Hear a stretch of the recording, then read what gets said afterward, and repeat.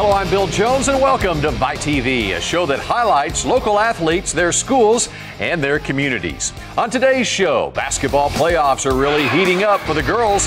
This weekend has the final games of the year. The boys will complete regional finals, and we have highlights. During this playoff season, one coach has shown incredible dedication.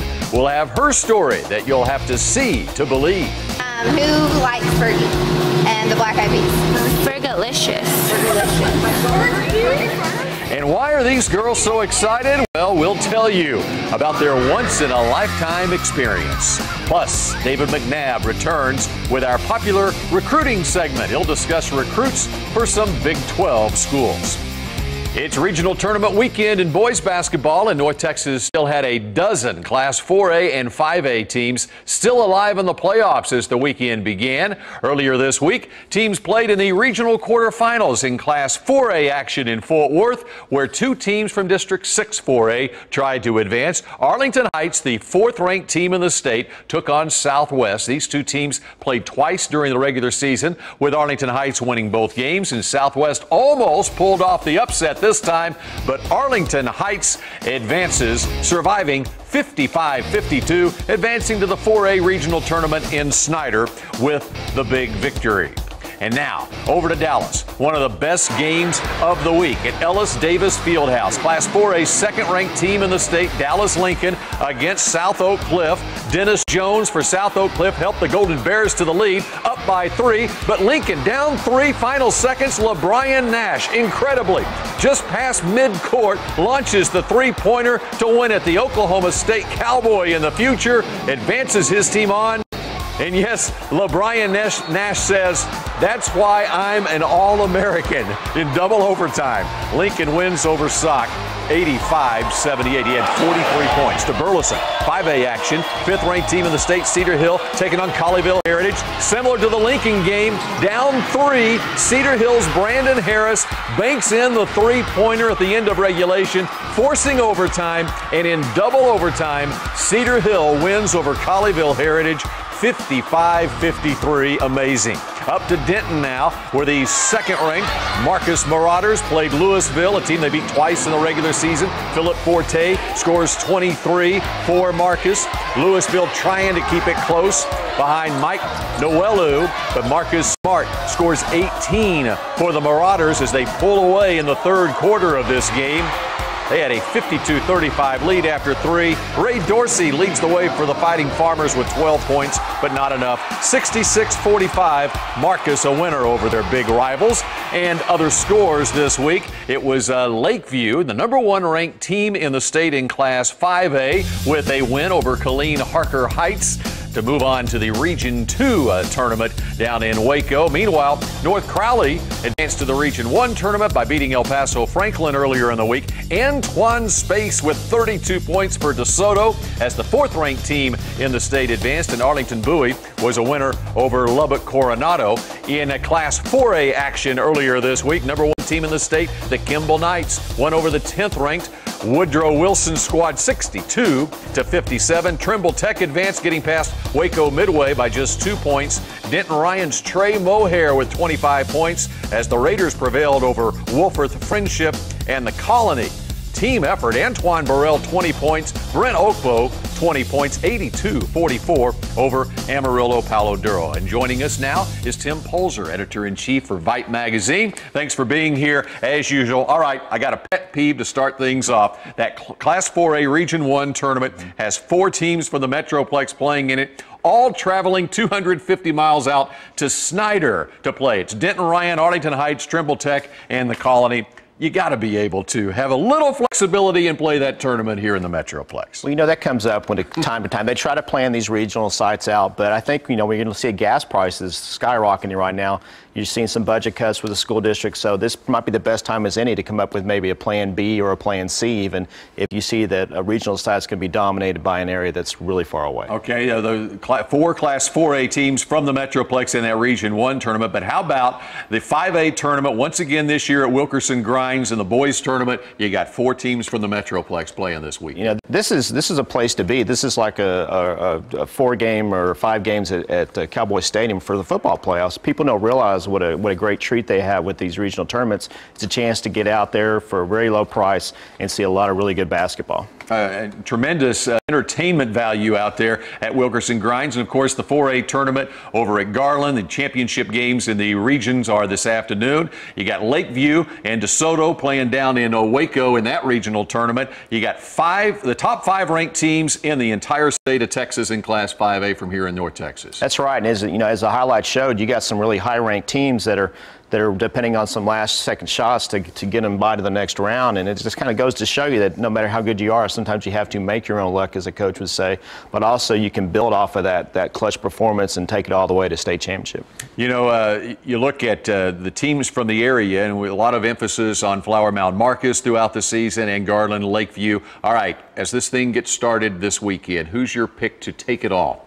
Well, I grew up in the LASD, so you might say I'd favor Marcus, but I think this is Lakeview's year. I don't know why, I just have a feeling, but either one of those teams, I believe that if they do meet, they can meet in the championship game, so that could be really a great day. That's right, because they reseed basically once they get down to state, and those 2 teams were the top 2 ranked teams in the state. What a great final that would be. Exactly, and you can ask, why aren't they having the final in Dallas? I guess that's exactly right. Although I think Houston and San Antonio, Austin will probably have representatives at the state tournament. Tim, we appreciate it as usual. And coming up next here on VYPE TV, you won't believe what one North Texas coach did between playoff games this week. We have the incredible details. And the Planoettes are one of the nation's best drill teams. See how their efforts rewarded them with an international performance stage. And later, expert David McNabb is back with a popular topic. That would be football recruiting.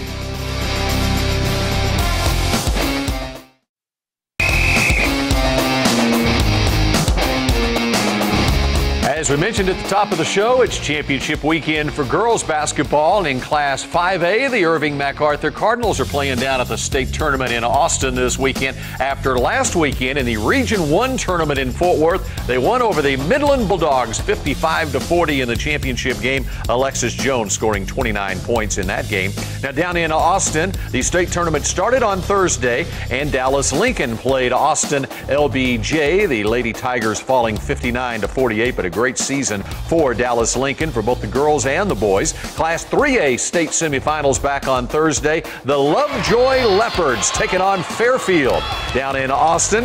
And Catherine McBride, one of the leading scorers for the Leopards. Also, Mil Rivera scored 19 points as the Leopards moved on to today's Class 3A state championship game. It was a 62-44 win in the semifinals over Fairfield. And now for the incredible story of Class 1A Lipan's journey to the state tournament in Austin. The basketball team was about to play for a shot at the championship, but just hours before the big game, the coach underwent a life-changing experience. Even so, it didn't stop her from fulfilling her commitment to a team of young girls. TXA 21's Joel Thomas reports from the Hood County community of Lipan. Lipan, quickly. Coach Amber Branson knows what it takes to play in the basketball-crazy town of Lipan. Hard work and determination. Branson used to play when she grew up here. Saturday, her team was playing in a tournament in Abilene to get into the state finals, but they were trailing late in the game. You can see Branson trying to spur on the team in this game video. When we got down 15, I still felt like we should be doing better, and so I just kept trying to encourage them. How much did Branson want to win that playoff game? Well, between a game Friday night and the big game Saturday, Branson went into labor in her Abilene hotel room. And as I was laying there, I started feeling contractions, and from about 8 until she was born, it was pretty crazy and painful. Branson had a little girl at 10 o'clock Friday night. By 2 o'clock Saturday, she was back on the court. I didn't do anything that I didn't feel like that was what I was supposed to be doing, and I just wanted to be with the girls. Branson's team went on to a 21-2 scoring tear to win the game. During the game, I was fine as long as I was standing. I think emotions and adrenaline and everything else kept me going for a while. Now Branson and little Leslie Talise are going to the state championship. I don't think it's anything special. I mean, obviously, some people do because y'all are here, but it's just part of my job, and I was just glad to be a part of it. Wow, what an incredible story. You know, for more than 40 years, the Planoettes have been entertaining crowds at sporting events. The team, comprised of juniors and seniors from Plano Senior High School, have won numerous regional and national competitions. But just a few weeks ago, they had an experience of a lifetime and stories to tell for generations.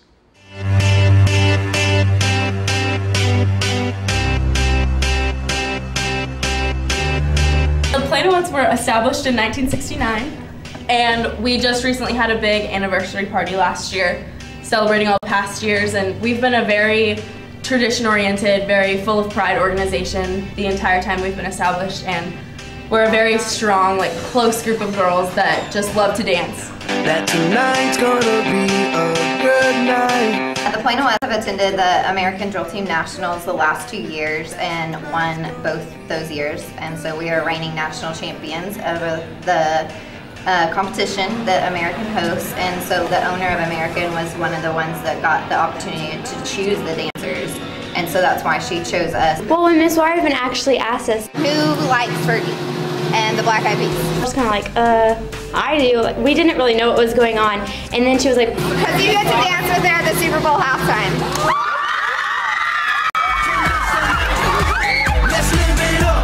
I was actually speechless. I kind of just sat there with my mouth wide open. I didn't know what to think. I couldn't comprehend that we were going to actually go to the Super Bowl and perform in front of thousands of people. It was awesome. I just you look to your right and you look to your left and everyone is just letting it out. Everyone was so excited. it was basically just a pure silver unitard. It had lights going all the way down your limbs, I guess you could say, with a battery pack to control which light went on, and all these wires in the back to control it.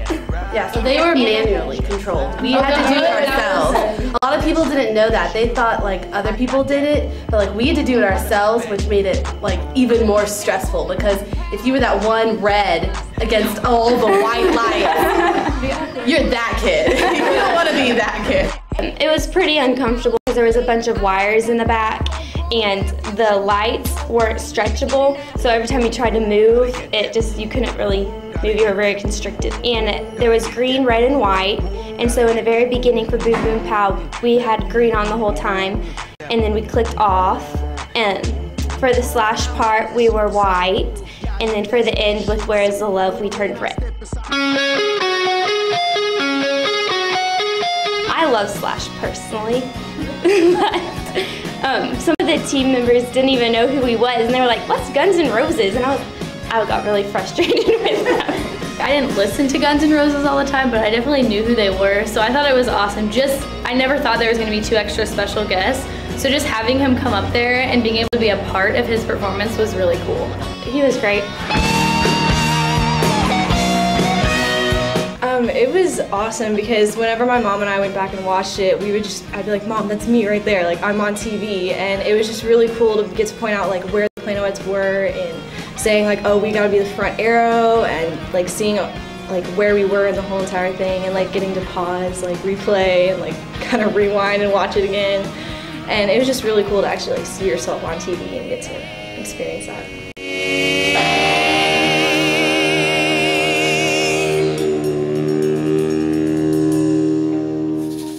What a great experience for the Planoettes of Plano Senior High School. Later on VYPE TV, we'll talk about championship news and other high school sports. But up next, our expert David McNabb will join us for the ever-popular recruiting segment. This week, we're talking about Big 12 recruits right here on VYPE TV.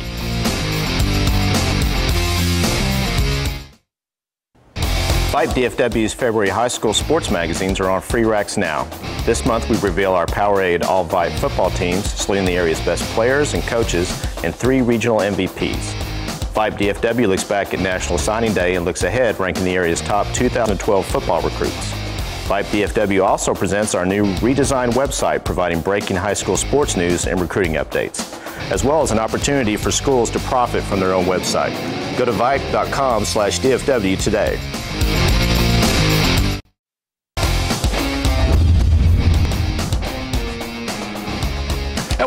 to VYPE TV. Time for our recruiting update. And with me, David McNabb, VYPE recruiting expert, author of the weekly McNabb Report. How you doing this week, David? You know, doing pretty well. It never ceases to amaze me. I mean, we're in the first week of March, and I get more emails now about high school football than I do in October. It's a year-round thing here in the great state of Texas, and recruiting, of course, is a year-round thing as well. Got a little bit of news to pass along from this past week. Of course, the Landry Award winner from last season, Jonathan Gray, the fine running back from Aledo, the junior, making those junior day visits, and apparently he's whittled his list down to 3 finalists.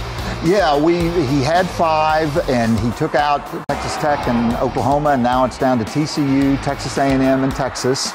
So, and I think it's pretty open. There's pros and cons for each of those.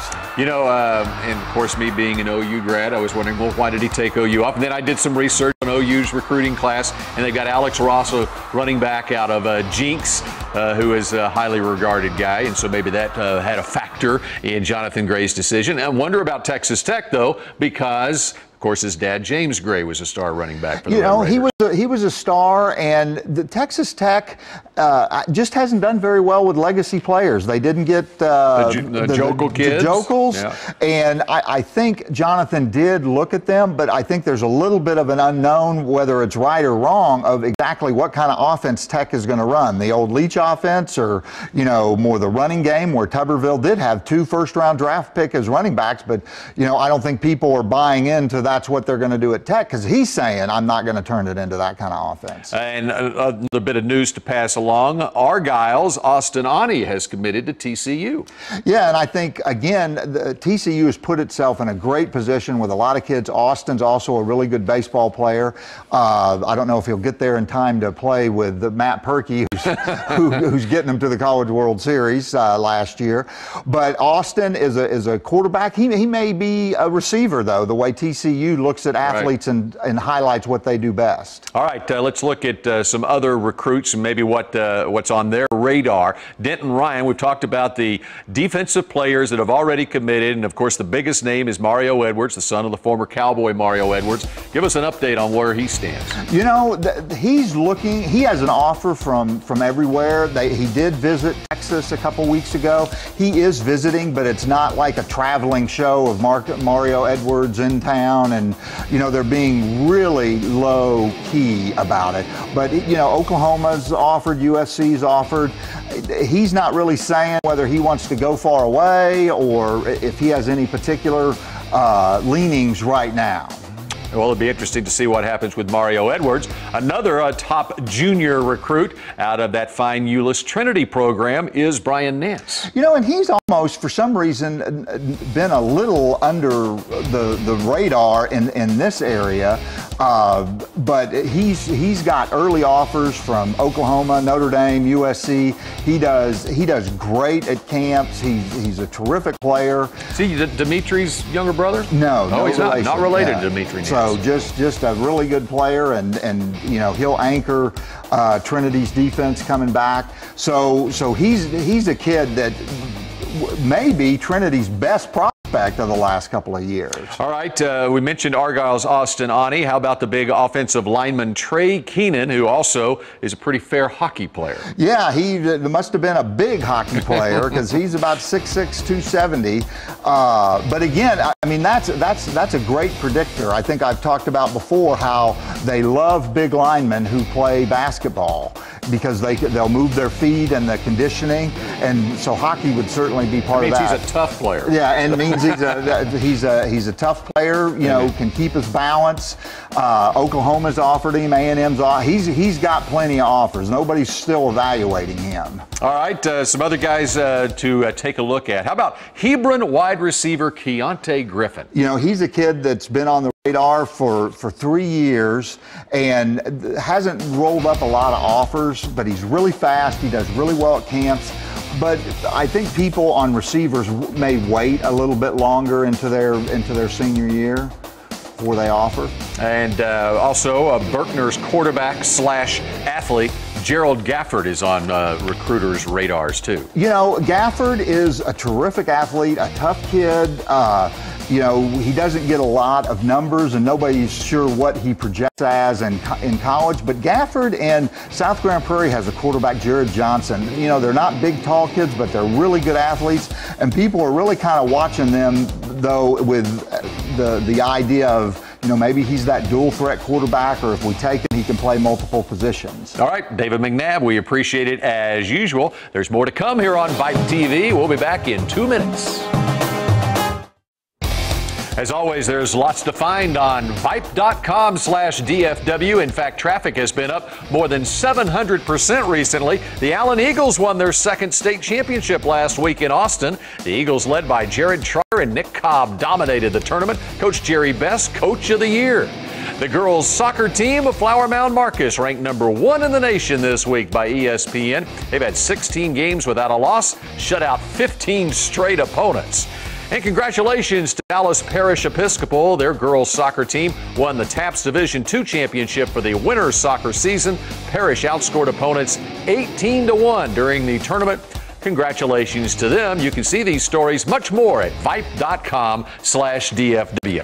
Coming up next on TXA 21, we got Big 12 basketball for you. Texas Tech takes on 22nd ranked Texas A&M. Then at 3, it's Bedlam north of the Red River. Oklahoma State battles OU. Then tonight at 9 o'clock, the Dallas Stars continue their fight for a playoff spot when they play San Jose. That's all happening today right here on TXA 21. That does it for VYPE TV this week. We appreciate you joining us as usual. We'll be back again next week at noon for more VYPE TV.